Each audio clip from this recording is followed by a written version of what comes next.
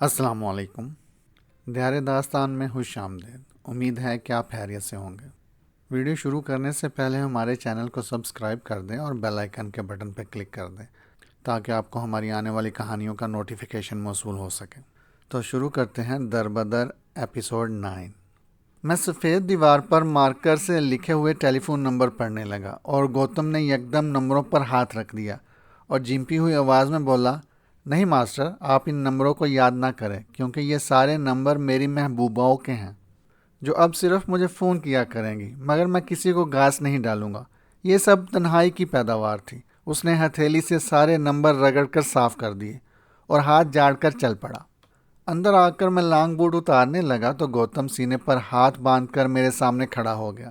گردن ذرا سی ٹیڑھی کر کے دیکھنے کا انداز وہی تھا جس نے مجھے متاثر کیا تھا.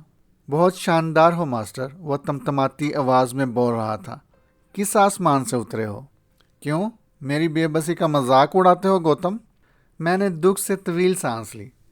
آسمانی مخلوق کے ساتھ کوئی مجبوری اور بدنصیبی نہیں ہوا کرتی، جبکہ میں... ہاں دکھ، گوتم بڑبڑایا، یہ قدر ہم دونوں میں مشترک ہے. میں سمجھتا ہوں ماسٹر، انسان کو اگر دکھ کا کوئی زہریلا ناگ نہ ڈس لے تو انسان اپنے خول سے باہر نہیں نکلتا. اگر میں دکھی نہ ہوتا تو آج بیکر جیسے مہربان آقا اور آپ جیسے عظیم انسان سے بہت دور کھیتی باڑی کر رہا ہوتا. وہ دکھ کا زہر ہی تھا ماسٹر، جس کی جلن نے مجھے کھیت اور وطن چھوڑنے پر مجبور کیا تھا.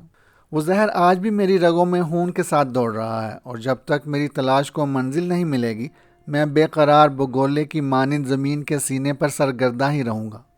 ایک دکھ پیٹ کا بھی ہمارے ساتھ ہے گوتم.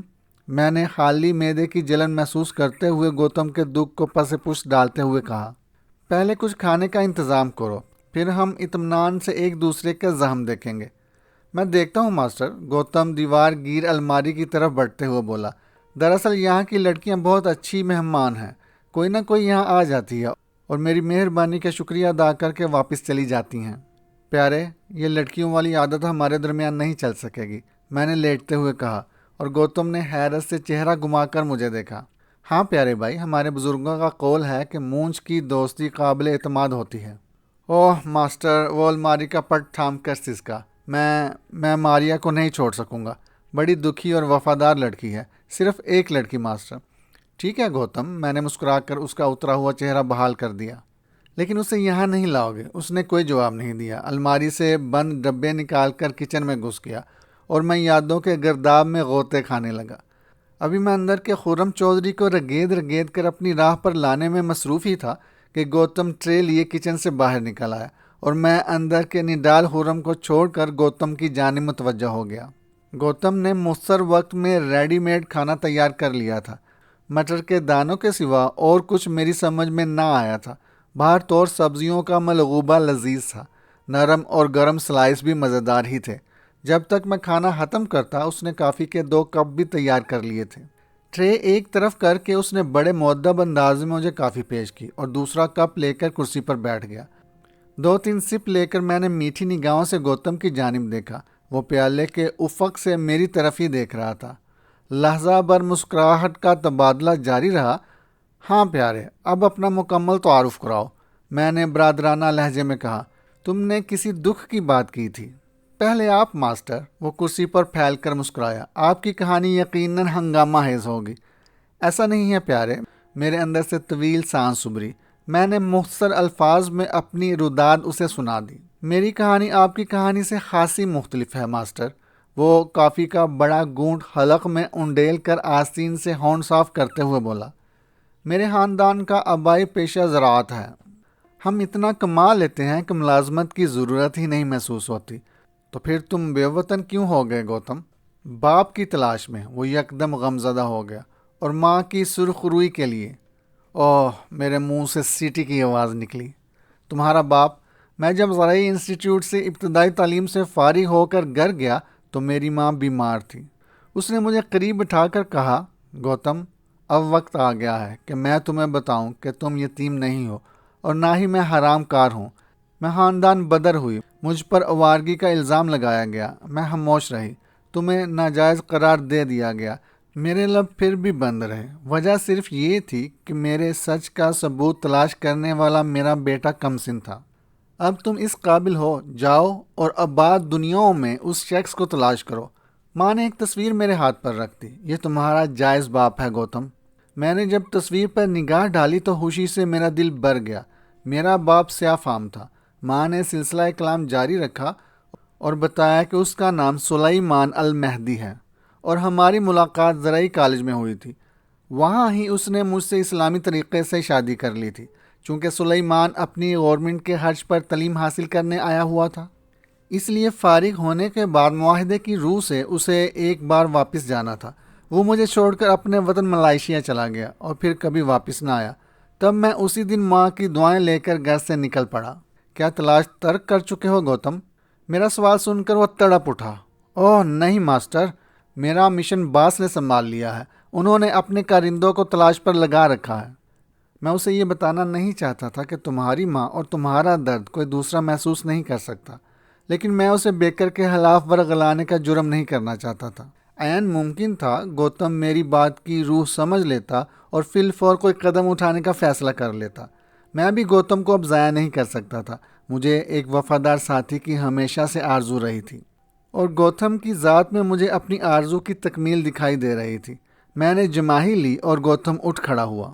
میں چپ چاپ لیٹا سپاٹ چھت کو ہی گھورتا رہا تھا۔ گوتم نے مجھے جتا دیا تھا کہ ہر انسان جاہ پسند ہے۔ واقعی اگر میرے اندر خود کو گوتم سے بہتر ثابت کرنے کی خواہش نہ ہوتی تو میں اپنے فن اور بازوؤں کی قوت کا مظاہرہ کبھی نہ کرتا۔ اس نے کرسیوں کے دونوں کشن سر کے نیچے رکھے اور میرے جوتوں کے ساتھ لیٹ گیا۔ پھر نہ وہ کچھ بولا اور نہ میرے اندر کچھ کہنے کی ہمت رہی۔ فادر گابے کی تربیت گاہ سے نکل کر وہ پہلی رات تھی جو بے خواب نہ تھی۔ میں پرسکون نیند لے کر جب بیدار ہوا تو مرغ کی اذان سن کر میں ہڑبڑاتا ہوا اٹھ بیٹھا۔ مجھے یوں محسوس ہوا جیسے میں اپنے گھر سویا ہوں۔ اگر انسان کی طرح مرغ بھی جغرافیائی فاصلوں سے متاثر ہوتے تو اس مرغ کی بولی مجھے ہرگز نہ تڑپاتی۔ وہ مرغ تو بالکل مائی اللہ کے مرغ کی زبان بول رہا تھا۔ پلنگ کی چرچراہٹ نے گوتم کو بھی بیدار کر دیا تھا۔ وہ اچھل کر گھٹنوں کے بل ہو گیا تھا۔ کیوں ماسٹر، ابھی تو بہت سویرا ہے؟ اس نے کمرے کا جائزہ لینے کے بعد پوچھا۔ شاید آپ بیڈ ٹی کے عادی ہیں۔ نہیں پیارے، میں نے انگڑائی لے کر بتایا۔ مدت بعد پرسکون رات کی صبح صادق نصیب ہوئی ہے گوتم۔ میں چاہتا ہوں اپنے رب کا شکریہ ادا کروں۔ عبادت؟ ہاں سلیمان المہدی کے بیٹے۔ میں نے پاؤں نیچے لٹکائے تو گوتم نے اپنے سلیپر سیدھے کر دیے۔ گوتم، تم بھی تو اپنے باپ کے حوالے سے مسلم ہو، مذہب اور نسل باپ کی طرف سے۔ ٹیلی فون سیٹ کا بزر گنگنانے لگا۔ میری آواز حلق سے چپک کر رہ گئی تھی۔ گوتم نے سیٹ اٹھا کر میری جانب بڑھا دیا۔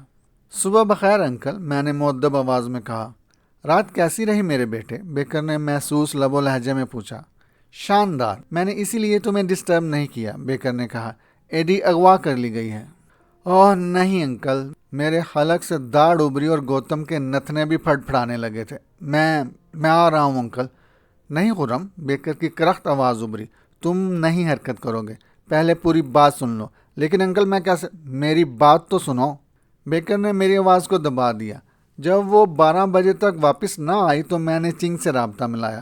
وہ خود حیران ہو گیا۔ پھر اسی کے توسط سے میجو کے کچھ ٹھکانے معلوم ہوئے۔ میں تمام رات سڑکوں پر دوڑتا رہا ہوں۔ اب سے چند منٹ قبل میجو سے ٹیلی فون پر بات ہوئی۔ اس نے جب تمہارا مطالبہ کیا تو میں نے صاف لا علمی کا اظہار کرتے ہوئے اسے یقین دلایا کہ میں صبح 7 بجے گھر سے نکلا تھا اور 11 بجے واپس آیا تو ایڈنا غائب تھی اور تمہارے کسی کارندے نے ٹیلی فون پر پیغام ٹیپ کروا دیا تھا۔ پھر اس نے خود ہی دوسرا مطالبہ کر دیا، وہی جس کا منصوبہ ہمارے دلوں میں تھا۔ ایڈی نے اغوا ہو کر ہماری پہلی مشکل بہت آسان کر دی ہے۔ وہ ایڈی کو کب رہا کر رہا ہے؟ میں نے پھنکارتی آواز میں پوچھا۔ ابھی نہیں، بیکر نے بتایا۔ ابھی تو ہمارے درمیان بالمشافہ بات ہوگی۔ وقت اور مقام وہ کسی وقت خود بتائے گا۔ اسے نہیں رہنا چاہیے وہاں انکل، میں نے زوردار لہجے میں احتجاج کیا۔ بیڑیوں کے غول میں اسے نہیں چھوڑا جا سکتا۔ آپ کسی طرح مارشا سے میرا رابطہ قائم کروائیں۔ وہ ابھی تک ایڈنا کے بیڈ روم میں دبکی رو رہی ہے، بیکر نے بتایا۔ بے حد خوفزدہ ہے۔ پلیز انکل اسے بلائیں۔ جب میں خاموش ہوا تو گوتم نے سوالوں کی بوچھاڑ کر دی۔ تم ایک مہم پر جانے کی تیاری کرو گوتم۔ میں نے اس کے سارے سوالوں کا ایک ہی جواب دیا۔ ہمارے محسن کی بیٹی اغوا کر لی گئی ہے۔ اور ہمیں اپنا فرض ادا کرنا ہے۔ میرے خیال کے برعکس گوتم نے یہ ہولناک خبر خاموشی اور سکون سے سنی تھی۔ یہ اس کی ایک اضافی خوبی میرے علم میں آئی تھی۔ وہ اپنی عمر سے کہیں زیادہ بردبار اور مضبوط اعصاب کا مالک تھا۔ ذرا سا دباؤ پا کر پھٹ پڑنے والے لوگ عمل کے میدان میں بہتر کارکردگی کا مظاہرہ نہیں کر سکتے۔ بہادر لوگوں میں ہی یہ وصف ہوتا ہے کہ وہ ہر ضرب خندہ پیشانی سے سہ لیں۔ ریسیور سے جوں ہی سانس کی پھنکار میری سماعت سے ٹکرائی، میں نے اصول سے قطع نظر ادھر کی آواز کا انتظار نہ کیا۔ سانسوں کی لڑکھڑاہٹ بتا رہی تھی کہ مارشا ہی دوڑتی ہوئی آئی ہوگی۔ مارشا، خاموشی سے تم میری باتیں صرف سنو گی۔ مارشا کی دبی سی سسکی سنائی دی۔ رونا بند کرو۔ میں سن رہی ہوں خرم، اس نے پھنسی پھنسی آواز میں جواب دیا۔ میری ہدایت تم سن چکی ہو، میں نے سرد لہجے میں کہا۔ اب توجہ سے سنو۔ ہم دونوں سے کچھ غلطیاں سرزد ہوئی ہیں۔ مجھے سلگتے دامن کے ساتھ اس پرسکون خاندان کے درمیان نہیں آنا چاہیے تھا، اور تمہیں بھی میری طرف آنے کا جذباتی فیصلہ نہیں کرنا چاہیے تھا۔ ہماری خطاؤں کی سزا ان کو مل رہی ہے، اور اب ہمارا فرض ہے کہ ہم ہی اپنے ہاتھوں سے اپنی لگائی ہوئی آگ بجھائیں، چاہے اس فرض کی ادائیگی میں ہمارے ہاتھ جل جائیں۔ ہمیں باہر طور کفارہ ادا کرنا ہے۔ تمہارے ذمے صرف اتنا کام ہے۔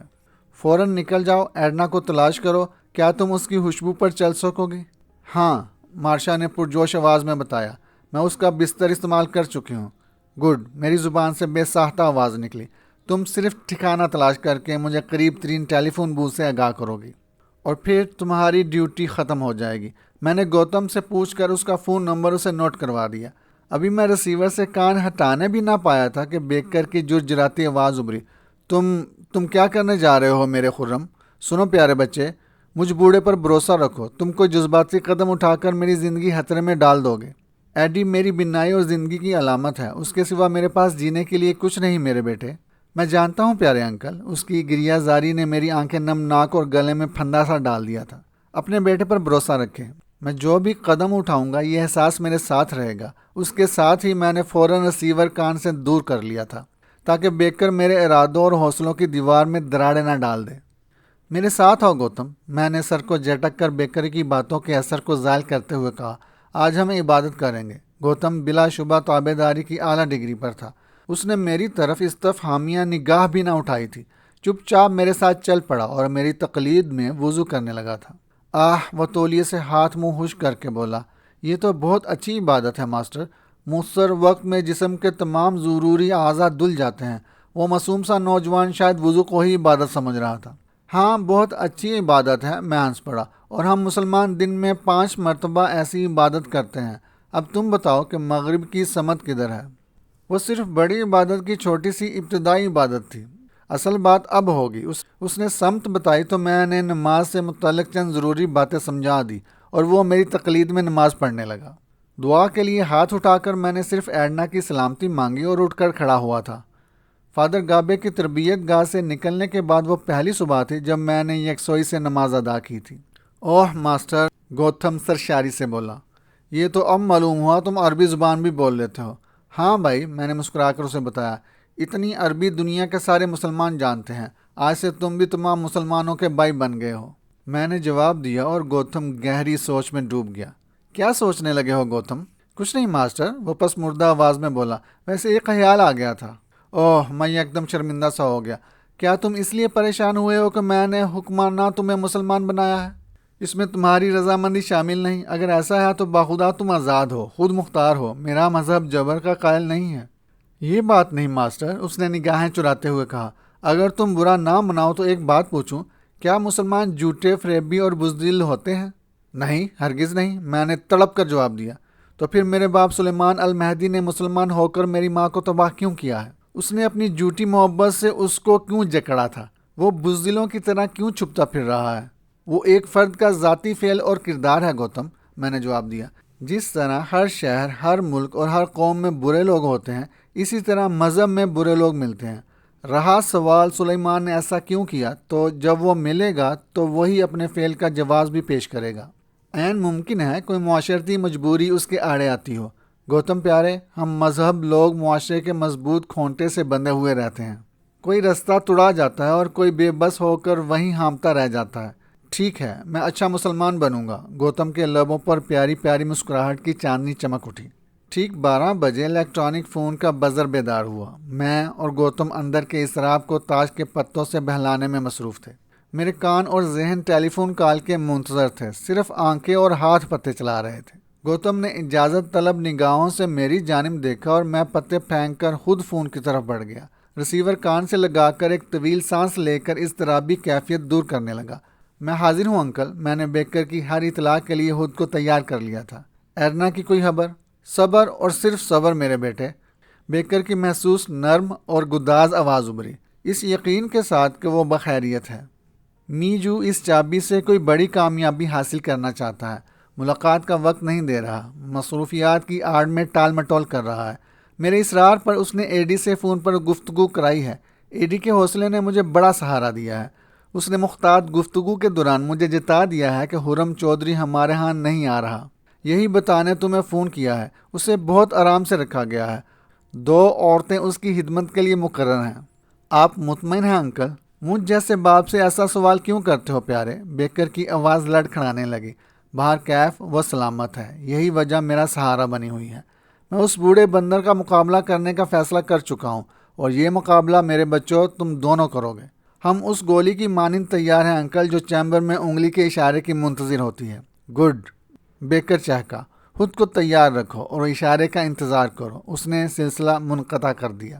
جب میں ریسیور رکھ رہا تھا تو گوتم چھلانگ لگا کر میرے قریب آ گیا۔ کہیں جانا ہے ماسٹر؟ اس نے پرجوش آواز میں پوچھا۔ عبادت کے لائق خدا کی قسم میں تیار ہوں۔ ابھی نہیں گوتم، میں نے اس کے ابھرے ہوئے سینے پر الٹا مکہ مارتے ہوئے کہا۔ شیر اپنی کچھار سے رات کے اندھیرے میں نکلا کرتے ہیں۔ اس کا پھولا ہوا جسم یکدم سکڑتا چلا گیا۔ ایڈنا اب تک سلامت تھی، یہی احساس میرے اضطراب کی جاگ کو ابلنے سے روکے ہوئے تھا، مگر پھر گھڑی کی ٹک ٹک میری سماعت پر اولوں کی طرح برسنے لگی۔ گردن گما کر کلاک کی جانب دیکھا، سوئی کی نوک پر بیٹھی ننھی سی چڑیا پھدک پھدک کر چل رہی تھی۔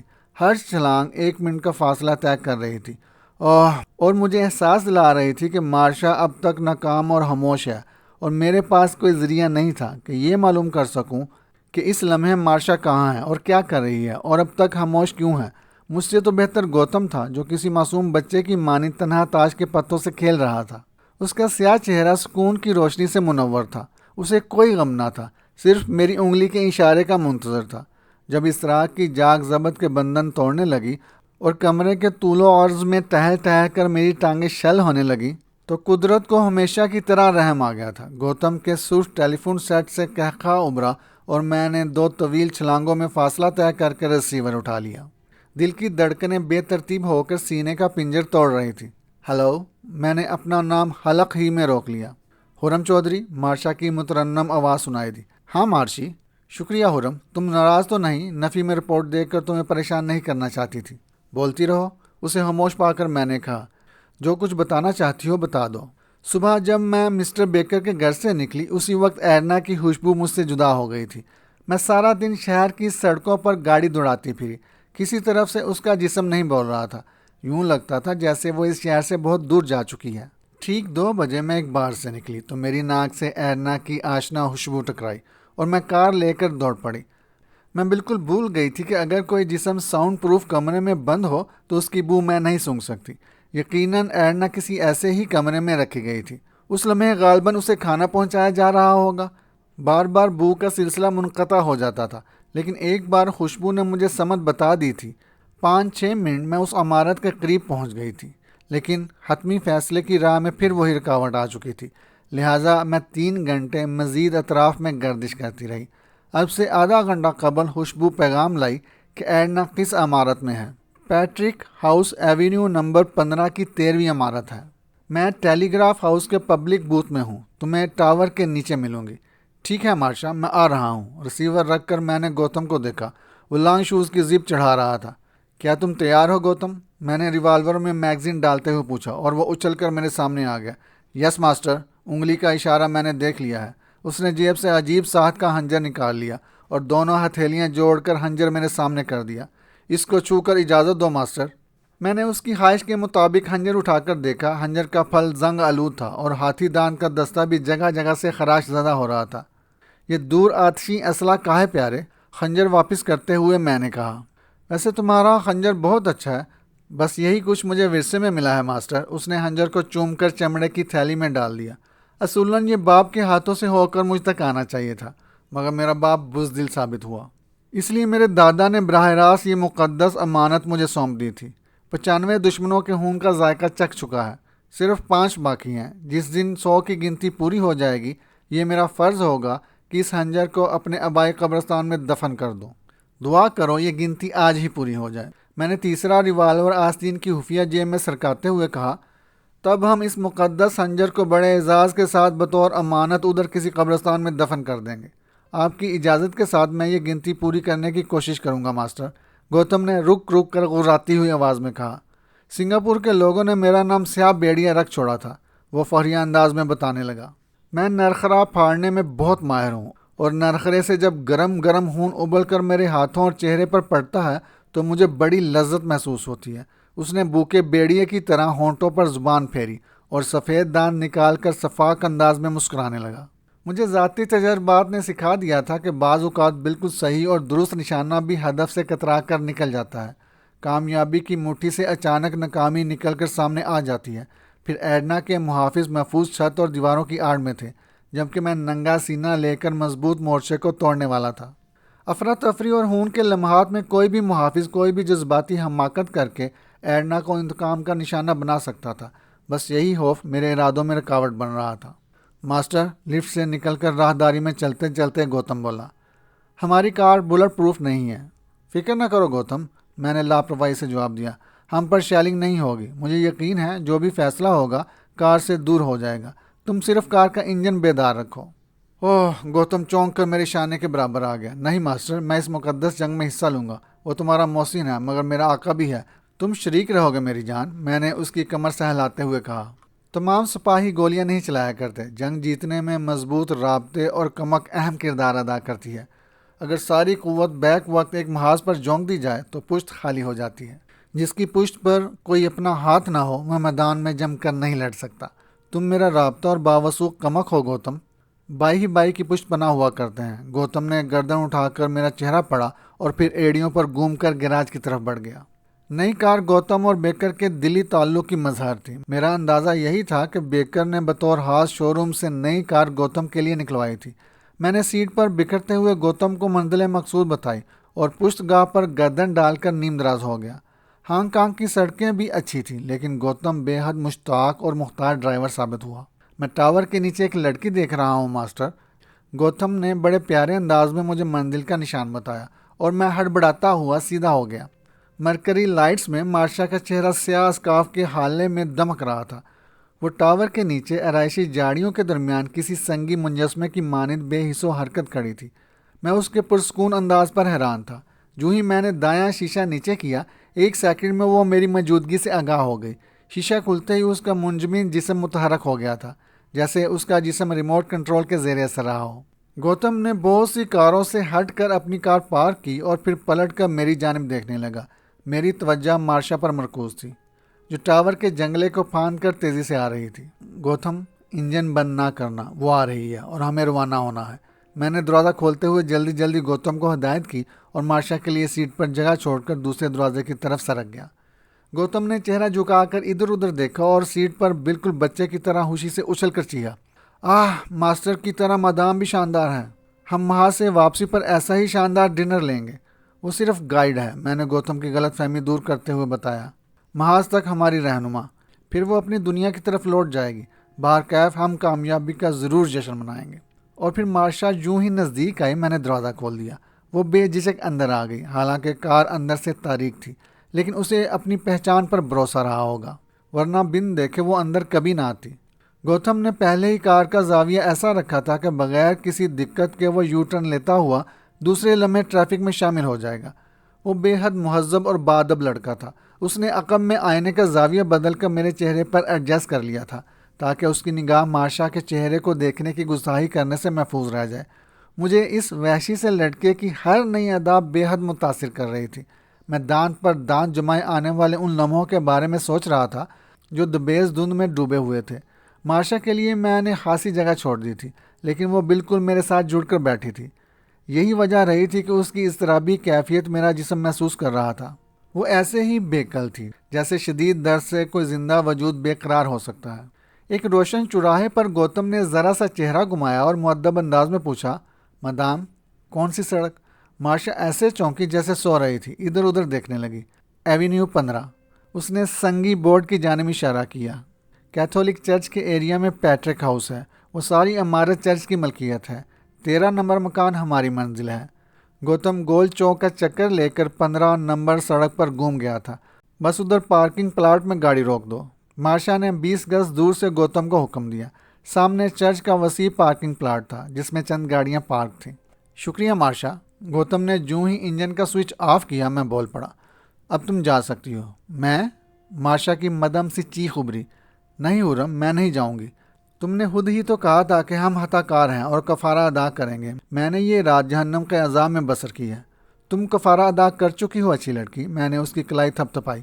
تم اپنے حصے کا کام بخوبی سر انجام دے چکی ہو، اب جو کام باقی ہے میں کروں گا۔ تمہاری موجودگی میرے لیے پریشانی کا باعث بن سکتی ہے۔ اوہ، وہ سسک اٹھی۔ تو کیا یہ ہماری آخری ملاقات ہے؟ ہاں، میں نے چہرہ دوسری جانب پھیر کر کہا۔ کم از کم اس شہر میں جب تک ہم ہیں، اگر آج ہم کامیاب ہو گئے تو وہ لوگ پھر تمہیں بطور گائیڈ لائن استعمال کریں گے، تمہاری نگرانی کی جائے گی۔ اگر تم نے مجھ سے رابطہ قائم کیا یا کسی رابطے کے دوران میرا نام لے لیا تو وہ پھر مجھ تک پہنچ جائیں گے۔ میں تمہاری خاطر محتاط رہوں گی، اس نے دروازے پر ہاتھ رکھتے ہوئے کہا، لیکن یہ احتیاط اور پابندی صرف اس شہر تک ہوگی۔ میں جا رہی ہوں اس یقین اور وعدے کے ساتھ کہ میں پھر تم سے ملوں گی۔ جوں ہی تم اس شہر سے نکلو گے میں تمہاری تلاش میں چل پڑوں گی۔ اس نے ایک ہاتھ سے دروازہ کھولا اور دوسرا ہاتھ میری جانب بڑھا دیا۔ میں نے اس کا نرم گداز ہاتھ نرمی سے ہاتھ میں لیا اور نرم سا ہی دباؤ ڈال کر چھوڑ دیا۔ اس کا ہاتھ اتنا نرم اور نازک تھا کہ گرم جوشی سہنے کے قابل نہ تھا۔ نیچے اتر کر وہ آگے گئی، جھک کر اس نے گوتم سے بھی ہاتھ ملایا تھا۔ گوتم پر زلزلے کی سی کیفیت طاری ہو گئی تھی۔ اس نے بوکھلاہٹوں کے درمیان بھی ادب ملحوظ رکھا تھا۔ بڑے ہی عقیدت مندانہ انداز میں اس نے گردن جھکا کر دونوں ہاتھوں میں مارشا کا ہاتھ تھاما اور آنکھوں، ہونٹوں اور دونوں گالوں سے چوم کر ہاتھ واپس کر دیا۔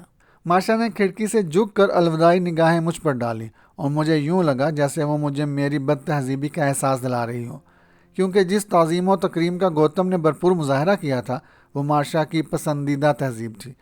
لیکن میں نے گوتم جیسے مردوں کو حسیناؤں کے کتوں کی تقریب میں بھی اسی والہانہ انداز میں کرتے دیکھا تھا جیسی قیاس مجنوں سگے لیلا کی کیا کرتا تھا۔ اچھا گوتم، مجھے اپنی بہترین دعاؤں کے ساتھ جانے کی اجازت دو، میں نے تینوں ریوالور باری باری چیک کرنے کے بعد کہا، اور تم صرف 1 گھنٹہ میرا انتظار کرو گے۔ کون سی سمت مجھے راستہ دے گی؟ میں قبل از وقت کچھ نہیں کہہ سکتا، کوئی دوسری صورت بھی مجھے روک سکتی ہے۔ بہرحال اگر میں زندہ اور آزاد رہا تو واپس آؤں گا یا ٹیلی فون پر تمہیں صورتحال کے بارے میں مطلع کروں گا۔ محبت اور جنگ میں ہر بات ممکن ہوا کرتی ہے۔ ٹھیک ہے ماسٹر، گوتم جرجراتی آواز میں بولا۔ 1 گھنٹے بعد میں کار سمیت سمندر میں چھلانگ لگانے روانہ ہو جاؤں گا۔ تم کیا کہنا چاہتے ہو گوتم؟ میں نے چونک کر اس کے شانے پر ہاتھ رکھ دیا۔ اپنی بات کی وضاحت کرو۔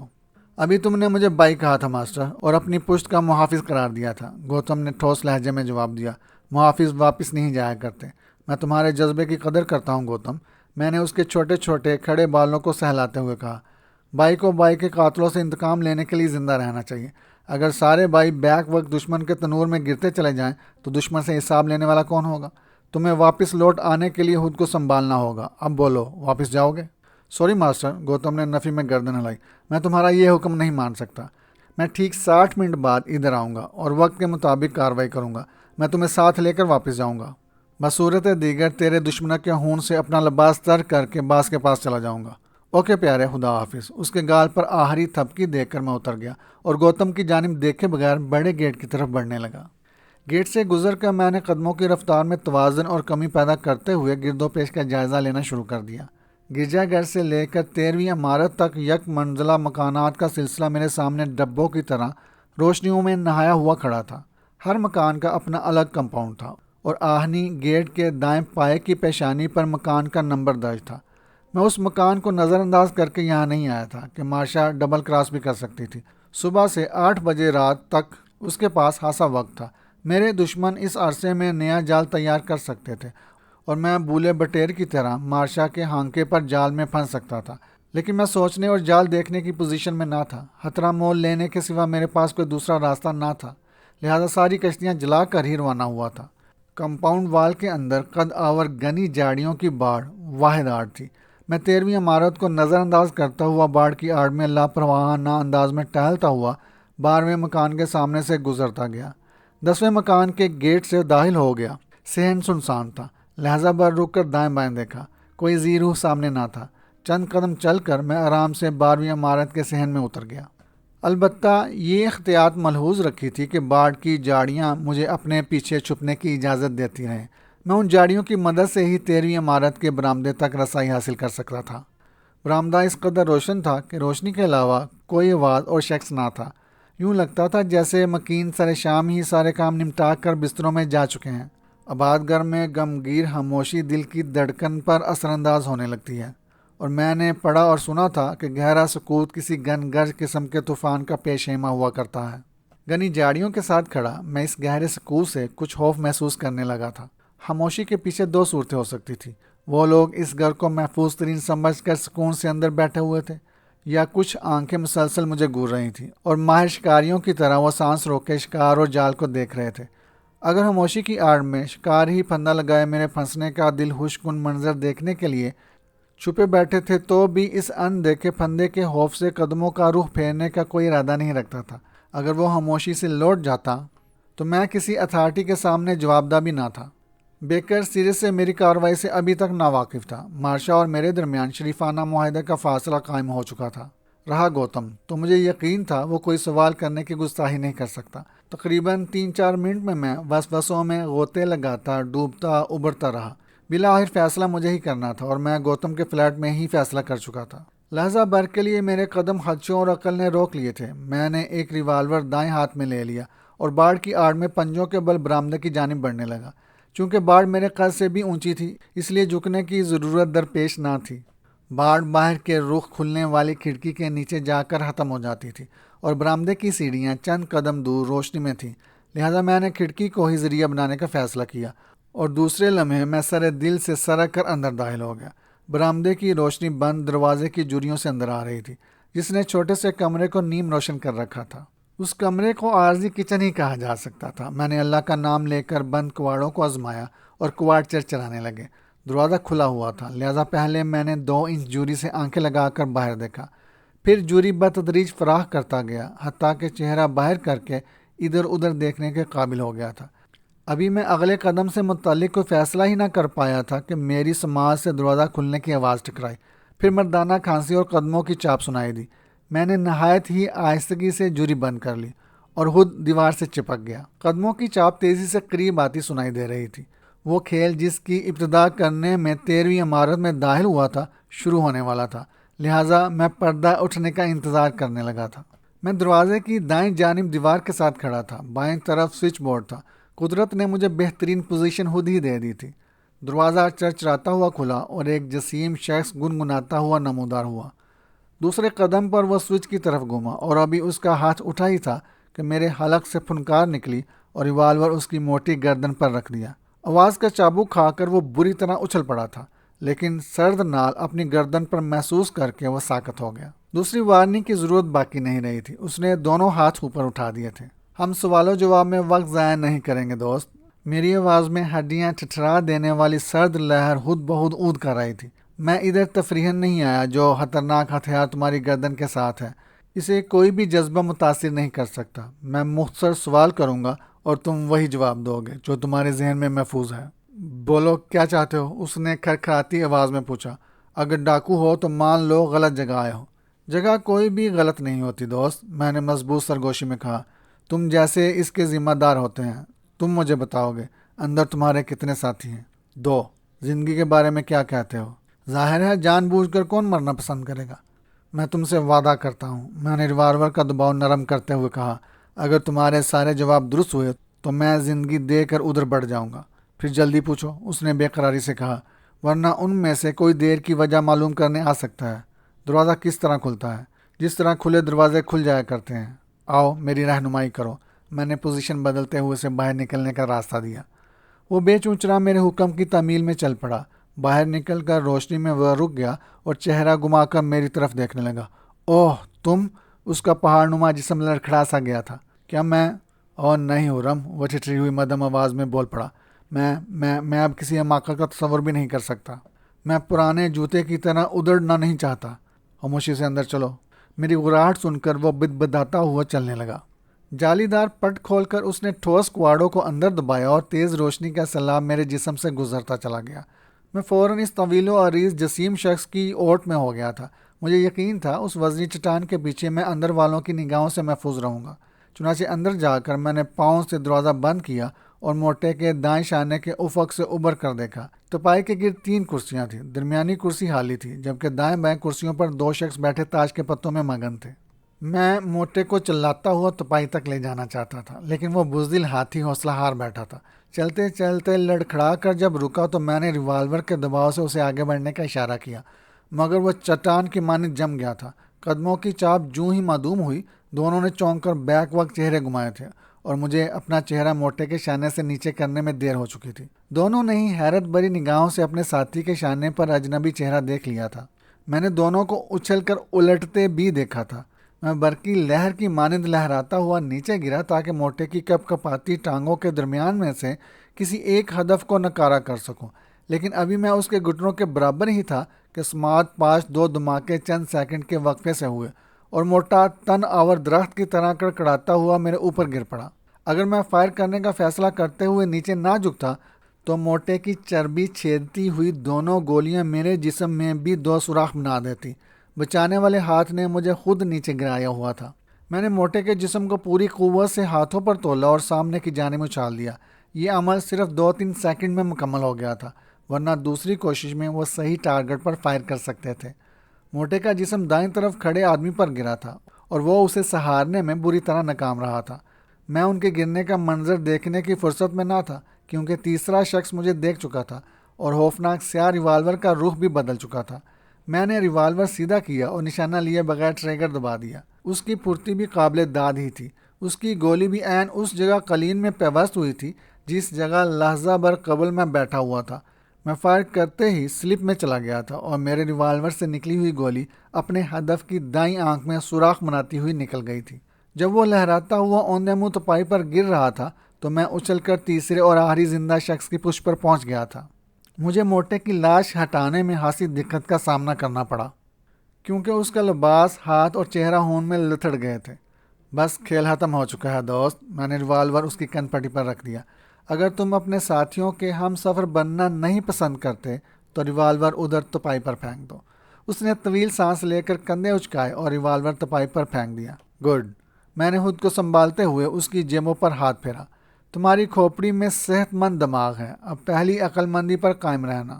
جیبوں کو بے ضرر پا کر میں اسے دھکیلتا ہوا کھلی جگہ لے گیا تاکہ میں کسی لمحے اپنے ریوالور کو دوبارہ اٹھانے کا جذباتی فیصلہ نہ کر سکے۔ یہ یاد رکھو، مجھے یہاں سے رخصت کرنا تمہاری ذمہ داری ہوگی۔ جتنی دیر ہوگی اتنی ہی اذیت ہوگی۔ تم کون ہو اور کیا چاہتے ہو؟ اس نے نہایت پرسکون آواز میں پوچھا۔ اس رسم کی ضرورت نہیں، میں نے جواب دیا۔ میں اس لڑکی کو لینے آیا ہوں جو یہاں ہے۔ کون لڑکی؟ وہ چونک اٹھا۔ کس لڑکی کی بات کر رہے ہو؟ یہاں تو کوئی لڑکی نہیں، ہم تینوں یہاں کرائے پر رہتے ہیں۔ میرا ہاتھ گھوم گیا اور وہ کراہتا ہوا کئی قدم پیچھے ہٹ گیا۔ میں پھر وہی سوال دوسرے انداز میں کرتا ہوں۔ میری آواز میں درندگی لوٹ آئی تھی۔ بتاؤ وہ لڑکی کہاں ہے جسے یہاں ہونا چاہیے تھا؟ میرا جواب اس نے باچوں سے خون آستین سے پونچھتے ہوئے دیا۔ وہی ہے، یہاں کوئی لڑکی نہیں ہے۔ میں غراتا ہوا آگے بڑھا اور اس کے پاؤں پر ایڑی مار دی۔ اس کے حلق سے عجیب سی آواز خرخراتی ہوئی ابری اور پاؤں ہاتھوں میں پکڑ کر ناچنے لگا۔ میں اسے تمہارے حلق سے نکالوں گا۔ ٹھہرو۔ مجھے آگے بڑھتے دیکھ کر وہ منمنایا۔ وہ اب یہاں نہیں ہے۔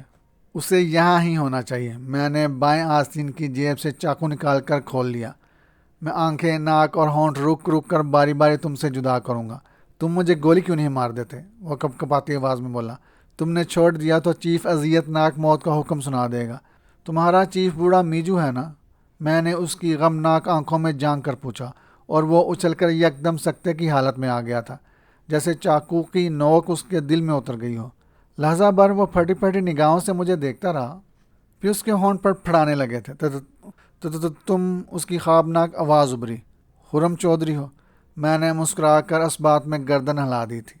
مجھے بیٹھنے کی اجازت دو، وہ شکستہ لہجے میں بولا۔ میری ٹانگیں اب میرا بوجھ نہیں سہار سکتی۔ بیٹھ جاؤ۔ میں نے ایک کرسی پاؤں پر اٹھا کر اس کی جانب اچھال دی۔ وہ دھماکہ جو میرے سر میں کرسی لگنے سے ہوا تھا وہ آواز سے کہیں زیادہ تکلیف دہ تھا۔ کرسی اچھال کر میری توجہ موٹے کے ہلتے ہوئے پاؤں نے اپنی طرف کھینچ لی تھی، اور میں یہ بھول گیا تھا کہ موٹے کا ایک ساتھی اور میجو کا ایک کارندہ کمرے میں اپنے پاؤں پر کھڑا ہے۔ اس نے اس موقع سے بہت اچھا فائدہ اٹھانے کا عملی فیصلہ کیا تھا۔ ضرب غیر متوقع اور اس قدر شدید تھی کہ میں اپنا توازن برقرار رکھنے میں ناکام رہا تھا۔ میں دائیں پہلو کے بل گرا اور اسے میں نے فضا میں اڑتا ہوا اپنی جانب آتے دیکھ لیا تھا۔ اگر میں آن دی پوزیشن میں فرش بوس ہوتا تو اس کو دیکھ بھی نہ سکتا تھا۔ یہ اس کی بد نصیبی ہی رہی تھی کہ اس نے ریوالور کو نظر انداز کرتے ہوئے میرا رخ کیا تھا۔ اگر وہ ریوالور حاصل کرنے کے لیے اتنی شاندار چھلانگ لگاتا تو شاید سچویشن میرے حق میں خطرناک ہو جاتی۔ وہ اٹھتا ہوا جوں ہی میرے اوپر آیا، میں نے دونوں پاؤں جوڑ کر اٹھائے اور اس کے سینے پر مارے۔ وہ ڈکارتا ہوا پھر فضا میں اٹھ گیا تھا۔ میں اچھل کر اٹھا اور آنکھوں کے گوشوں سے در آنے والا خون سر کو جھٹک کر نکالنے کی کوشش کرتا ہوا گرنے والے کی جانب اٹھ گیا تھا۔ وہ چت پڑا ہانپ رہا تھا۔ پہلو میں جا کر جب اس کی پسلیوں پر بوٹ کی نوک ماری تو وہ بلبلاتا ہوا اوندا ہو گیا۔ نہیں، پاؤں روک لو، وہ گھٹنوں کے بل پیشانی قلین پر رگڑتے ہوئے چیخا۔ میں سب کچھ بتا دوں گا۔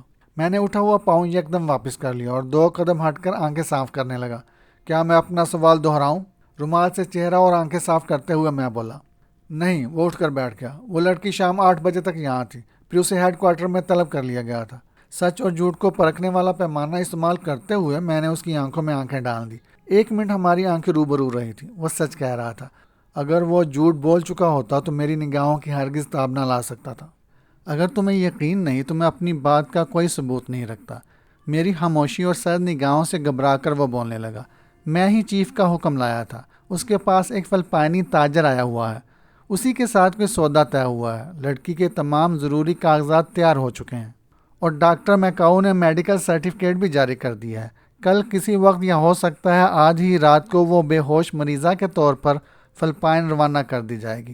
بس مجھے جو کچھ معلوم تھا بتا دیا، اس کے سوا میرے اندر کچھ نہیں۔ شکریہ مسٹر تاؤلی، اس نے اپنا نام بتا دیا۔ وہ میرا چھوٹا بھائی ماؤلی تھا۔ اس نے میری گولی سے جاں بحق ہونے والے کی جانب اشارہ کیا۔ چند ماہ قبل میرے پاس آیا تھا۔ میں نے اسے بتا دیا تھا کہ اس پیشے میں موت آلو پیاز سے بھی ارزاں ہے۔ نہیں مانا، اور آج؟ اس کی آواز شدت غم سے ڈوب گئی۔ مجھے افسوس ہے تاؤلی، میں نے ہونٹ چباتے ہوئے کہا، لیکن زیادہ دکھ مجھے اس لمحے ہوگا جب تم بھی اپنی کسی حماقت کے ہاتھوں بائی کے ساتھ لاش بن کر گرو گے۔ شاید کسی نے میرے نام کے ساتھ تمہیں میری عادات کے بارے میں بھی آگاہ کیا ہو۔ اس نے تھوک نگل کر اس بات میں سر ہلایا اور بولا، میں تمہارے چرچے سنتا رہا ہوں۔ تو پھر میرے ساتھ چل رہے ہو نا ماؤ؟ میں نے ایک ایک لفظ پر زور دے کر پوچھا۔ اوہ نہیں، وہ یکدم پیچھے ہٹ گیا۔ مجھے ادھر نہ لے چلو خرم چودھری، تمہیں جانا ہوگا تاؤلی۔ میرا لہجہ کاٹ دار اور ہڈیوں کے ٹھٹرانے والا تھا۔ میں تلاش میں وقت ضائع نہیں کرنا چاہتا۔ وہ مجھے دیکھتے ہی سلاٹر ہاؤس میں منتقل کرنے کا حکم صادر کر دے گا، وہ تھر تھراتی آواز میں بتانے لگا۔ آواز کی تھر تھراہٹ کے ساتھ اس کا سارا جسم تھر تھراہٹوں کی زد میں تھا۔ چیف غداروں اور بزدلوں کو صفائی پیش کرنے کی مہلت بھی نہیں دیتا۔ ہر روز میری آنکھوں کے سامنے میرے ساتھی سلاٹر ہاؤس میں دھکیلے جاتے ہیں۔ سنو خرم چودھری، میں تمہیں نقشہ بنا دوں گا، تم بغیر کسی دقت کے وہاں پہنچ جاؤ گے۔ مجھے یہ شہر چھوڑنے کا موقع دے دو۔ میں ہنس پڑا، تاکہ تم اپنے جھوٹ سمیت یہاں سے نکل جاؤ۔ نہیں پیارے، میں احمقوں کی جنت سے ادھر نہیں آیا۔ مجھے بزرگوں نے نصیحت کی تھی کہ سچے کا احترام کرو اور جھوٹے کے گھر تک جایا کرو۔ میں نہیں جاؤں گا، وہ چرمرایا ہوا شخص یک دم تن کر بولا۔ نہیں جاؤں گا۔ نہیں جاؤ گے؟ میں غراتا ہوا اس کی جانب بڑھا اور وہ اچھل کر کئی قدم دور جا گرا، اور پھر اس نے کراٹے کا پوز بنا لیا۔ میں یہاں لڑ کر باوقار اور آسان موت مرنا چاہتا ہوں، وہ غراتی آواز میں بولا۔ آؤ خرم چودھری، آگے بڑھو، تمہارے ہاتھوں جو موت وارد ہوگی وہ سرد اور سست موت سے بدرجہ آسان ہوگی۔ اسے لڑنے مرنے پر تیار دیکھ کر میرے اٹھے ہوئے قدم الجھن کی دلدل میں دنس گئے تھے۔ اس حقیقت کا انکشاف اسے اسی دن ہوا تھا کہ جو موت کی آنکھوں میں آنکھیں ڈال کر اسے للکارتے ہیں، موت الٹے پاؤں پیچھے ہٹنے لگتی ہے یا کترا کر آگے نکل جاتی ہے۔ جب تک تازہ موت سے خوف زدہ تھا، میں اسے موت کا بھیانک چہرہ دکھا کر اپنی باتیں منواتا رہا تھا، اور پھر جب اس نے مجھ سے موت مانگی تو میری اکڑفوں جاگ کی طرح بیٹھ گئی تھی۔ رک کیوں گئے ہو خرم چودھری؟ تاؤ نے کہا لگایا۔ آؤ، ہو سکتا ہے میں اپنی زندگی ہی میں بلکہ اپنے بھائی کا انتقام بھی لے لوں۔ تم اچھے فائٹر مشہور ہو، میں نے بھی زندگی کے چند برس اس فن پر صرف کیے ہیں۔ وہ ہاتھوں کی کوسیں لہراتا ہوا فاصلہ بتدریج کم کرتا آ رہا تھا اور میں الجھن کی دلدل میں دنسا ہی چلا جا رہا تھا۔ باخدا میں نہ تو تاؤ سے خوف زدہ تھا اور نہ ہی کبھی موت کا خوف مجھ پر حاوی ہوا تھا۔ میں تو صرف یہ سوچ کر پتھر بن گیا تھا کہ اگر تاؤ میری کسی جان لیوا ضرب کتاب نہ لا سکا تو اس برے پورے شہر میں مجھ جیسا اجنبی شخص ایک لڑکی کو کیسے تلاش کر سکے گا۔ مارشا ایک سیڑھی تھی جسے میں نے اندر آنے سے قبل اپنے ہاتھوں ہی لڑکا آیا تھا۔ میجو کا کوئی ایک اڈا نہ تھا، وہ جس اڈے پر موجود ہوتا تھا وہی اس کا ہیڈ کوارٹر بن جاتا تھا۔ تاؤلی نے بتایا تھا کہ میجو ایڈنا کو بے ہوشی کی حالت میں فلپائن بھیجنے کے سارے انتظامات مکمل کر چکا ہے۔ ایسی سچویشن اندھی چالوں، اندازوں اور مفروضوں کی متقاضی ہرگز نہ تھی۔ مجھے تو فی الفور ایڈنا تک پہنچنا اور میجو کے ناپاک منصوبوں کو خاک میں ملانا تھا۔ میری کامیابی اور حالات کا تقاضا صرف اور صرف تاؤلی کا تعاون تھا اور وہی واحد روشنی تاؤلی مجھ سے چھین لینا چاہ رہا تھا۔ میں گمسم ہاتھ سینے پر باندھے اس دیوانے کو بڑھتے دیکھ رہا تھا۔ مان وہ سکڑا اور پھر دونوں ہاتھ سیدھے رکھ کر اوپر اٹھا، جس طرح آنکھ غیر ارادی طور پر اپنی حفاظت کے لیے جھپک اٹھتی ہے۔ بالکل اسی طرح میرا جسم بھی تاؤلی کی ضرب سے بچنے کے لیے مجھ سے اجازت لیے بغیر دائیں رخ برقی صورت سے جھک گیا اور دائیں ہاتھ کی کھڑی ہتھیلی بھی غیر ارادی طور پر تاؤلی کی دائیں کلائی پر کھٹ سے لگ گئی تھی۔ ہڈی چٹکنے اور تاؤلی کی کربناک چیخ آپس میں گڈمڈ ہو کر میرے کانوں سے ٹکرائی تھی۔ وہ درد کی شدت سے دوہرا ہو گیا تھا اور میں نے جوڑ سے اس کا ہاتھ جھولتا ہوا دیکھ لیا تھا۔ اچانک وہ سیدھا ہوا اور شاندار فلائنگ کک کے لیے دوسری بار وہ اوپر اٹھ گیا تھا۔ چونکہ ہاتھ نکارا ہونے کے بعد اس کی کارروائی غیر متوقع تھی، اس لیے میں دفاع کے لیے بالکل تیار نہ تھا، لیکن ساکت رہ کر اپنی ہڈیاں توڑوانے کی حماقت بھی نہیں کی جا سکتی تھی۔ کک سے بچنے کا فوری طریقہ غوطہ یا سلپ تھا۔ غوطہ کی گنجائش نہ تھی، لہٰذا میں سلپ میں چلا گیا۔ جب میں اس کی جانب قلین پر تیزی سے پھسلتا ہوا جا رہا تھا تو تاؤلی کا جسم سنسناتا ہوا میرے اوپر سے اڑتا کرسی سے ٹکرا گیا تھا۔ یہ دیکھے بغیر کہ وہ کس پوزیشن میں ہے، میں سلپ سے ہی الٹی قلع بازی میں چلا گیا۔ جب میں پاؤں پر کھڑا ہو رہا تھا تو تاؤ اپنا جسم بائیں ہتھیلی پر تول کر اٹھنے کی کوشش میں تھا۔ تبھی میں نے بلی چوہے کا کھیل ختم کرنے کا فیصلہ کیا اور دوسرے لمحے میرے دونوں پاؤں اس کی اکڑوں پوچھ سے ٹکرائے اور وہ منہ کے بل ڈکارتا ہوا گرا۔ اگر وہ ہاتھ سیدھا نہ رکھتا تو اس کا سر دیوار سے یقیناً ٹکراتا اور جو فیصلہ میں نہیں چاہتا تھا وہی ہو جاتا۔ اس نے دیوار پر ہاتھ کا سہارا لے کر اپنا سر بچا لیا تھا۔ میں نے بڑے آرام سے اس کی گردن پر پاؤں رکھ دیا تھا۔ سنو احمق، پاؤں کا دباؤ ڈال کر کہا، موت کا وقت مقرر ہوتا ہے اور اسی جگہ اور اسی انداز میں وارد کی جاتی ہے جیسا اوپر سے حکم ملتا ہے۔ میری بات غور سے سنو، میں جب تمہارے چیف کے سامنے جاؤں گا تو میری حیثیت غالب کی نہیں بلکہ مغلوب کی ہوگی۔ تم حالی ریوالور سے مجھے کور کیے اپنے چیف کے قدموں میں ڈالنے لے جاؤ گے۔ جب میں اس کے سپرد کر دیا جاؤں گا تو تمہاری ذمہ داری میں نہیں رہوں گا۔ پھر جو کچھ ہوگا اس کے لیے صرف میجو اپنی ذات کو جواب دے گا۔ میری بات سمجھ رہے ہو نا؟ ہاں۔ اس کے حلق سے خرخراہٹ ابھری اور میں نے پاؤں ہٹا لیا۔ وہ چند منٹ اسی حالت میں رہنے کے بعد گردن سہلاتا ہوا کھڑا ہو گیا۔ تم نے پہلے اگر ایسا سوچ لیا ہوتا تو میں ہاتھ سے محروم نہ ہوتا، اپنے جھولتے ہاتھ کو سہارا دے کر بولا۔ تم نے خرم سلطان چودھری کو شکست دی ہے تاؤ، میں نے بتایا، اور خرم چودھری اتنا ترنے والا نہیں ہے، یہ بات میجو بھی جانتا ہے۔ ٹوٹ پھوٹ اس ڈرامے کے لیے بے حد ضروری تھی۔ ہاں تم ٹھیک کہتے ہو، وہ تپائی کی جانب قدم بڑھاتے ہوئے بولا، اور میں نے جپٹ کر اس کا ریوالور اٹھا لیا اور میگزین نکال کر ریوالور اس کی طرف اچھال دیا۔ اس نے بائیں ہاتھ سے ریوالور تھاما اور جیب میں ٹھونس کر میرے آگے آگے چل پڑا۔ ہم ابھی 10 قدم دور ہی تھے کہ گوتم نے انجن سٹارٹ کر دیا اور کار کو گھماتا ہوا میرے قریب آ گیا۔ میں نے تاؤلی کے لیے فرنٹ سیٹ کا دروازہ کھولا اور وہ خاموشی سے بیٹھ گیا۔ حالانکہ ڈرامے میں اس کا کردار دوسرا تھا، فرنٹ سیٹ پر غالب کو نہیں مغلوب کو بیٹھنا چاہیے تھا، لیکن میں کوئی رسک لینے کا خطرہ مول نہیں لینا چاہتا تھا اور نہ ہی یہ فراموش کر سکتا تھا کہ تاؤلی کا تعلق کس مکتب سے ہے۔ پیچھے بیٹھا ہوا تاؤلی بڑی آسانی سے کراٹے کا ہاتھ میری گردن پر آزمانے کا کامیاب فیصلہ کر سکتا تھا۔ گڈ نائٹ مدام، گوتم نے کار متحرک کرتے ہوئے کہا، پھر اندر کی روشنی کا سوئچ دبا کر فوراً آف کر دیا۔ لحظہ بھر کی روشنی میں اس نے تاؤلی کی صورت دیکھ لی تھی۔ تبھی اس کی رگیں ظرافت پھڑکنے لگی ہوگی۔ ماسٹر، ان لوگوں نے مدام کی صنف بھی بدل ڈالی ہے۔ ماسٹر پلیز مجھے اجازت دے، میں ادھر چلا جاؤں۔ میں لڑکی بننا چاہوں گا اور پھر تمہارے پاس واپس لوٹ آؤں گا، پھر تم سے شادی کی درخواست کروں گا۔ ماسٹر، تمہاری بیوی ہونا کتنا بڑا اعزاز ہوگا۔ لڑکے، تولی بول پڑا، اگر اچھے موسم میں تم ملے ہوتے تو تمہاری باتوں پر میں دل کھول کر ہنستا۔ سچی خوشی تم جیسے لوگوں سے ملتی ہے۔ تو تم واقعی مرد ہو، پیدائشی مرد، گوتم نے ہنستے ہوئے کہا۔ پھر وہ کہاں ہے ماسٹر؟ وہ وہاں ہے جہاں ہم جا رہے ہیں، میں نے جواب دیا۔ تولی، لڑکے کی رہنمائی کرو۔ فی الحال ضرورت نہیں، تاؤ نے مختصر سا جواب دیا۔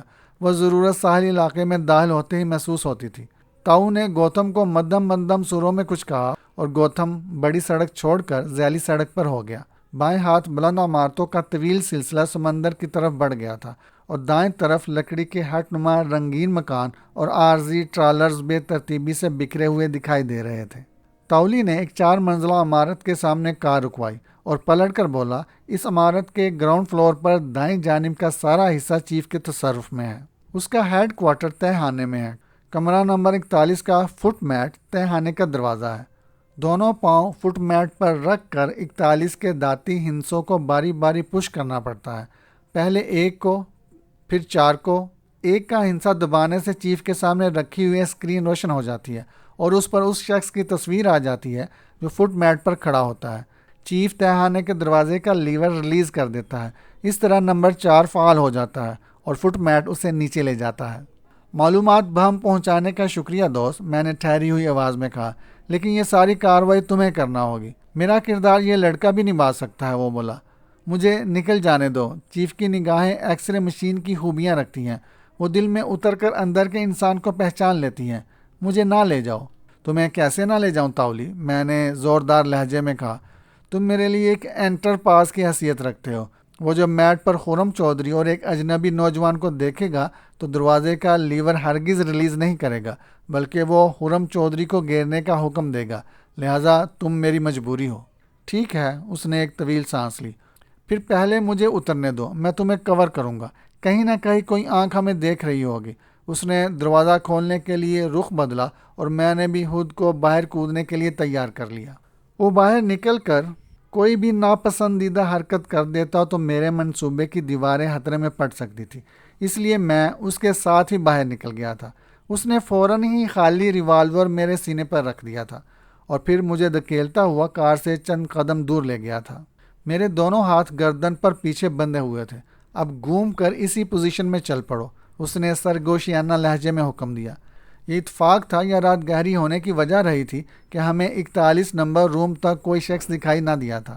بلائی منزل سے البتہ ہا ہو کی آوازیں موسیقی کے ساتھ ملی ہوئی آ رہی تھیں، جیسے بہت سے لوگ ناچ گانے میں مشغول ہوں۔ اوپر نوجوانوں کی انجمن کا ہیڈ کوارٹر ہے۔ تولی نے شور کی وجہ از خود بتا دی تھی۔ میں نے جواب نہ دیا اور اللہ کا نام زیر لب لے کر دایاں پاؤں فٹ میٹ پر رکھ دیا۔ ذرا آگے سرک جاؤ، تولی نے ہدایت دی۔ مجھے بھی رینج میں آنا ہوگا۔ میں سرک کر دروازے کے ساتھ لگ گیا اور میری ستواں ناک کواڑوں سے ٹکرانے لگی تھی۔ تولی نے اپنے ٹوٹے ہوئے ہاتھ کے بارے میں شاید پہلے نہ سوچا تھا، یہی وجہ ہوگی کہ وہ میٹ پر چڑھ کر تذبذب کا شکار ہو گیا تھا۔ اگر وہ ریوالور جیب میں رکھ کر بائیں ہاتھ سے ہند سے پش کرتا تو ڈرامے کا پلاٹ متاثر ہونے کا خدشہ تھا۔ تم ہند سے دباؤ خرم، اس نے گہری سانس لے کر کہا، میں ایک ہاتھ سے تمہیں کور کیے رکھوں گا۔ میں نے اس کی ہدایت کے مطابق باری باری ہند سے دبائے اور سانس روک کر نتیجے کا انتظار کرنے لگا۔ مان میری سماعت سے کلک کی آواز ٹکرائی۔ میرے قریب کسی جگہ جیسے کوئی بٹن آن ہوا تھا۔ میں ایک بار پھر تمہیں آخری وارننگ دے رہا ہوں۔ تولی کی غراہٹ ابھری۔ اگر تم نے کوئی حماقت کی تو میں بے درے گولی مار دوں گا۔ بکواس مت کرو بندر کی اولاد، میں نے پھنکار کا جواب دیا۔ میں آخری سانس تک اپنے مفاد کا ہر موقع استعمال کروں گا۔ تولی بھی شاید کوئی زوردار مکالمہ بولتا، مگر اچانک ہمارے پاؤں کے نیچے فٹ میٹ تھرکنے لگا اور پھر ہم آہستہ آہستہ گہرائیوں میں گرتے چلے گئے تھے۔ اس لمحے مجھے نہ جانے بچپن کی وہ کہانی کیسے یاد آ گئی تھی جس میں ایک شہزادہ اپنی منگیتر شہزادی کی تلاش میں کالے جادوگروں کی جادو نگری میں داخل ہوتے ہی گرفتار ہو جاتا ہے اور اسے اڑن کھٹولے پر بٹھا کر کانے جادوگر کی غار میں اتارا گیا تھا۔ میں سوچنے لگا تھا کہ کسی ذہن کی چھلانگ شاید اس صدی کی دھن سے ادھر چلی گئی تھی۔ تب کسی ذہنی تصورات اڑن کھٹولے کو آج کا انسان اپنے لیے استعمال کر رہا تھا۔ فٹ میٹ کی چوکی جب فرش سے ٹکرائی تو دمک سے میں قدرے بے توازن ہو گیا تھا، کیونکہ میرا ذہن مجھے چھوڑ کر ادھر میرے گھر چلا گیا تھا۔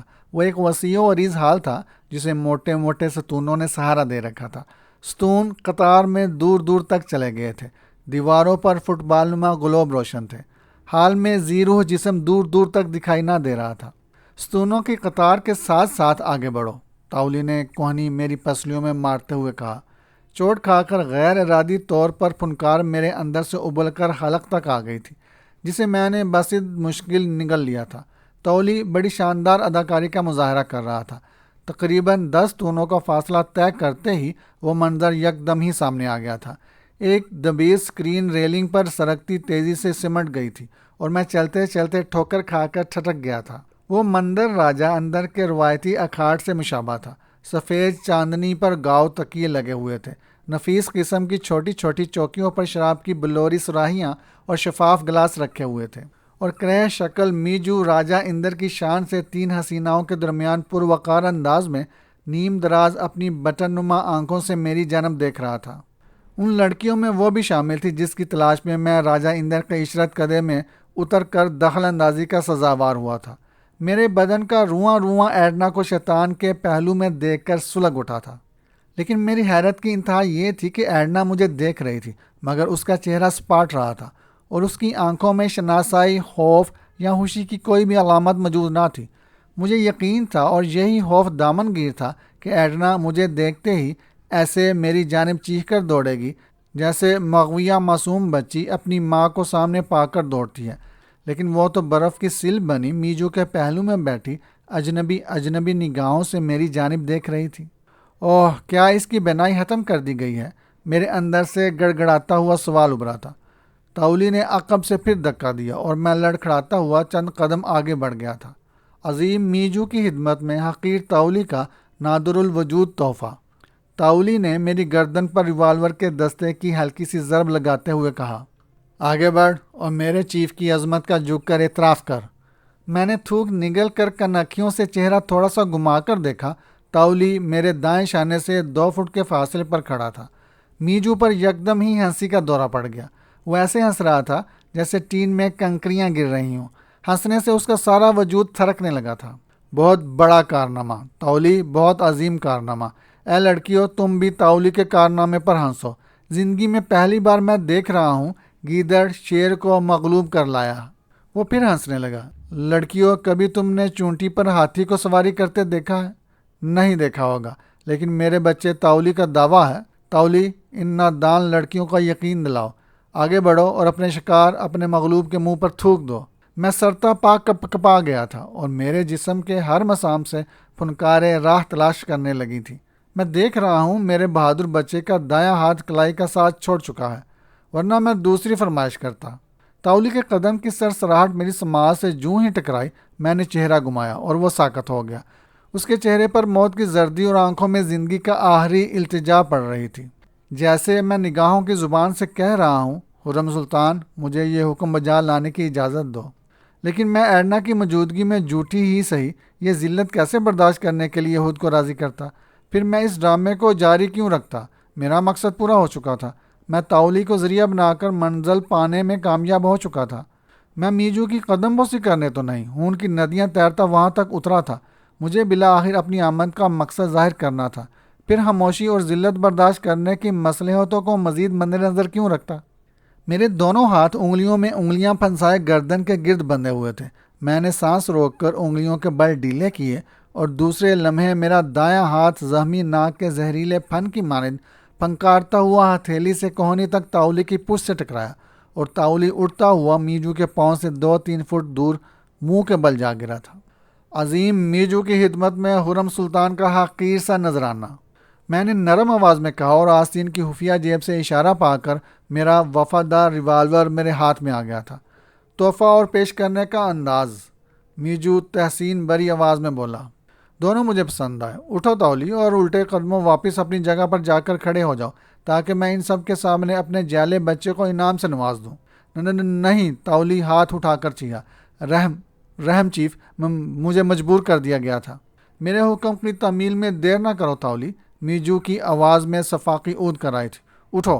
میرا بھائی مولی اور جانسن دونوں اس کے ہاتھوں ہلاک ہو چکے ہیں چیف۔ میں زندگی کے بدلے اسے یہاں لے آیا تھا تاکہ میرا عظیم چیف میری حفاظت کرے۔ وہ دونوں وفادار اور بہادر تھے۔ میجو کی غراہٹ میں ان کے لیے عقیدت تھی۔ اچھی موت مرے اور اچھی راہ پر روانہ ہو گئے۔ چلو پیچھے ہٹو۔ تاولی جھٹکے سے اٹھا اور 3 قدم الٹے اٹھانے کے بعد اچانک وہ پلٹا اور میرے قریب سے سنسناتا ہوا نکل گیا۔ اسی لمحے میری آنکھوں کے سامنے بجلی کا شکارہ کوندا۔ وہ چاقو میرے دائیں پہلو سے گزرا تھا، اتنا ہی چمکدار تھا کہ روشنی میں بجلی کے کوندے کی مانند تاولی کے تعاقب میں لپکتا دکھائی دیا تھا۔ تاولی کی چیخ بڑی دردناک تھی اور جب میں نے پلٹ کر دیکھا وہ گھٹنوں کے بل گر رہا تھا اور چاقو کا پھل دستے تک اس کی پیٹھ میں پیوست تھا۔ کیا میں اس کارروائی کو اپنے لیے دھمکی سمجھوں میجو؟ میں نے اس کی آنکھوں میں براہ راست دیکھ کر پوچھا۔ اوہ نہیں لڑکے، وہ ہاتھ اٹھا کر بولا، یہ تو ایک مروجہ کارروائی تھی۔ میں جس طرح اپنے بہادر دشمنوں کی قدر کرتا ہوں اسی طرح اپنے بے وفا اور بزدل دوستوں سے نفرت بھی کرتا ہوں۔ ہاں اب تم بولو۔ مجھے میرے ذرائع نے بتایا تھا کہ میجو نے نہایت ہی غلیظ اور اوچھی چال چلتے ہوئے بیکر کی بیٹی کے بدلے خرم سلطان کو طلب کیا ہے۔ مجھے جو پکارتے ہیں میں ان سے دور نہیں رہ سکتا۔ تم نے شاید اپنی اس شہر کی زندگی کا پہلا دانشمندانہ فیصلہ کیا ہے۔ میجو پھر نیم دراز ہو گیا اور اس نے ایڈنا کو جام بھرنے کا اشارہ کیا۔ ایڈنا نے بڑی نفاست سے جام بھر کر اس کے ہاتھ میں تھما دیا۔ اور اب میں تمہارا فیصلہ سننے کا منتظر ہوں انکل جو۔ میں نے حتی المکان اپنی آواز کو نرم رکھا ہوا تھا۔ ادھر آ کر ہم میں شامل ہو جاؤ ضدی بچے۔ اس نے بڑا سا گونٹ حلق سے اتار کر چاندنی پر ہاتھ مارا۔ جذباتی فیصلے دیر پا نہیں ہوا کرتے۔ مجھے تمہاری آرزو تھی، تم آ گئے۔ میرے جذبات وہی ہیں جو ایسے باپ کے ہوتے ہیں جس کا بیٹا اپنی جذباتی خطائیں تسلیم کر کے واپس گھر لوٹ آتا ہے۔ نہیں انکل جو، میں نے پاؤں اٹھا کر فرش پر مارا۔ تم اس لڑکی کو میرے نام پر ادھر لائے ہو۔ پہلے میری پیشانی سے یہ داغ دھلے گا، پھر دوسری بات ہوگی۔ میں اس قرض کا بوجھ اٹھا کر ایک قدم بھی نہیں اٹھا سکتا۔ ایڈنا کو میرے حوالے کر دو۔ میں اس امانت کو گھر پہنچا کر کوئی فیصلہ کروں گا۔ ضد نہیں خرم سلطان، وہ غرانے لگا۔ میں نے چند منٹ قبل کہا تھا، گیدڑ اور شیر کا مقابلہ کوئی بھی تسلیم نہیں کیا کرتا۔ بیکر کی بیٹی قیدی نہیں بلکہ مہمان ہے۔ اب اس کا تمہارے نام سے کوئی تعلق نہیں رہا۔ یہ میرا اور بیکر کا ذاتی معاملہ ہے اور ہم اس سلسلے میں مذاکرات کر رہے ہیں۔ ہاں اگر کل شام تک کوئی معاملہ طے نہ ہوا تو تم ہی میری طرف سے اس لڑکی کو ادھر چھوڑنے چلے جاؤ گے، لیکن میں چاہتا ہوں یہ فرض میں آج ہی رات ادا کروں۔ نہیں لڑکے، میجو نے منفی میں سر ہلاتے ہوئے کہا، آج نہیں۔ جاؤ لڑکی، اسے اپنے ساتھ لے جاؤ، بہت دنوں بعد واپس آیا ہے، خوب خدمت کرو۔ خرم، جاؤ میرے بیٹے، اندر زندگی کو لطف و کرم سے آشنا کرو۔ اگر میں انکار کر دوں تو… میری آواز خود ہی مجھے چونکا گئی تھی۔ میجو بھی چونک کر سیدھا ہو کر مجھے گھورنے لگا۔ تو بھی تم اندر جانے پر مجبور کر دیے جاؤ گے، وہ سرد لہجے میں بولا، لیکن ایسی صورت میں تمہاری زندگی اذیت ناک لمحوں سے آشنا ہوگی۔ تمہیں سلاٹر سیل میں پرانی لاشوں کے درمیان زندہ لاش بنا کر پھینک دیا جائے گا، لیکن میں وہ فیصلہ نہیں کروں گا۔ تم میرے آئیڈیل ہو خرم۔ جھوٹ نہ بولو انکل جو، میں نے استہزائیہ انداز میں کہا۔ ہمارے ہاں لوگ سفید داڑھی کا بے حد احترام کرتے ہیں، تم بھی اپنا احترام کراؤ۔ جھوٹ وقار کو جلا ڈالتا ہے۔ اپنے ماضی قریب کو پلٹ کر دیکھو لڑکے، اس نے سراہی نما بوتل سے گونڈ لے کر کہا۔ میں کیسا رہا ہوں؟ تمہیں کون سا مقام دیا تھا؟ کاش تم نے میرا مقام برقرار رکھا ہوتا۔ میں نے دکھ سے کہا، تم نے اپنے مفاد کی خاطر مجھے فروخت کرنے کا فیصلہ کر کے مجھے اس مقام سے گرا دیا تھا، تبھی مجھے اپنی راہ خود بنانے کی ضرورت محسوس ہوئی تھی۔ اوہ، اس نے داڑھی کے بال نوچتے ہوئے پہلو بدل کر کہا، تو تم اس راز سے بھی واقف ہو؟ ہاں انکل جو، میں نے اس بات میں سر ہلایا۔ تمہیں مدام زیتا نے یقیناً بتا دیا تھا کہ خرم چودھری نے تمہاری چال سے آگاہ ہونے کے باوجود بھی تمہارے دشمنوں کی سازش میں شریک ہونے سے انکار کر دیا تھا۔ میجو ایک ایک بال نوچتے ہوئے چند ثانیے گہری سوچ میں غوطہ زن رہنے کے بعد ابھرا تھا۔ آؤ پیارے لڑکے، اس نے دونوں باہیں پھیلا دی، ہم دونوں اپنے دل سے اپنی اپنی خطاؤں کو تسلیم کر لیں اور پھر تجدید وفا کریں۔ تم مجھے معاف کر دو اور میں زیتا کے قاتل کو معاف کر دوں گا۔ یہ بالکل برابری کا سودا ہوگا۔ ٹھیک ہے انکل جو، میں 2 قدم بڑھتا ہوا بولا، میں برابری کی سطح پر سودا کرنے کو تیار ہوں۔ ایڈنا مسٹر بیکر کے حوالے کر دو اور مجھے اپنے پاس رکھ لو۔ مجھے منظور ہے، اس نے مسکرا کر گردن ہلائی۔ کل کسی وقت اس معاہدے پر عمل ہو جائے گا۔ اب ریوالور جیب میں رکھ دو اور اندر چلے جاؤ۔ ابھی اور اسی وقت انکل جو، میں پرزور آواز میں بولا، میں تمہیں دوسری حماقت کرنے کی مہلت نہیں دے سکتا۔ ایڈنا اپنے گھر جائے گی ان کاغذات کے ساتھ جو اس کے نئے سفر… خاموش، وہ چل کر داڑا۔ تم اتنی گہرائیوں میں اتر چکے ہو، اس کا مجھے اندازہ نہ تھا۔ تمہیں اب گہرائیوں میں دفن رہنا ہوگا۔ اس نے ہاتھ بڑھا کر ریموٹ کنٹرول کا بٹن دبایا۔ ریوالور پر میری گرفت اتنی سخت ہو گئی تھی کہ میری انگلیوں کی پوریں خون کے شدید دباؤ سے درد کرنے لگی تھی۔ میں کسی بھی ہنگامی صورتحال کا مقابلہ کرنے کے لیے ذہنی اور جسمانی طور پر بالکل تیار تھا۔ صرف ایک الیکٹرانک خاصہ جو میجو نے کسی طرف سے روانہ کر دیا تھا اس کے جواب کا منتظر تھا۔ میں جنجلاہٹ کے زیر اثر کوئی اندھا قدم اٹھانا نہیں چاہتا تھا، ورنہ میجو وہ انگلی جو بٹن کی جانب بڑھی تھی میری گولی کا ہدف بھی بن سکتی تھی۔ پلٹ کر دیکھو خرم سلطان، میجو کی جانی پہچانی سرد آواز ابھری، اور اپنی پوزیشن کا اندازہ کر لو۔ میں نے چہرہ گھما کر بڑے ٹھہرے اور بے خوف انداز میں دیکھا، اور چلتی ہوئی سانس سینے میں ہی گھٹ کر رہ گئی۔ میرے بالمقابل 4 ستون تھے، اور ہر ستون میں سے 1 انچ قطر کا بیرل گول آنکھ سے مجھے گور رہا تھا۔ اپنے قد اور گول آنکھ کی اونچائی کا اندازہ یہی لگایا تھا کہ 4 گولیاں بیک وقت میری چھاتی کو ادھیڑ سکتی ہیں۔ جذباتی قدم تو یہ تھا کہ میجو کی پیشانی میں سوراخ کر دوں اور جواباً 4 روشن دان اپنے جسم میں بنوا دوں، لیکن میں عقلی فیصلہ کرنے کی جانب جھک گیا تھا۔ میں نے طویل سانس لے کر میجو کی جانب شکست خوردہ نگاہوں سے دیکھا اور ریوالور جیکٹ کی جیب میں لڑکا دیا۔ یہ بازی تم جیت چکے ہو انکل جو۔ میں نے دونوں ہاتھ اوپر اٹھاتے ہوئے اپنی شکست تسلیم کر لی۔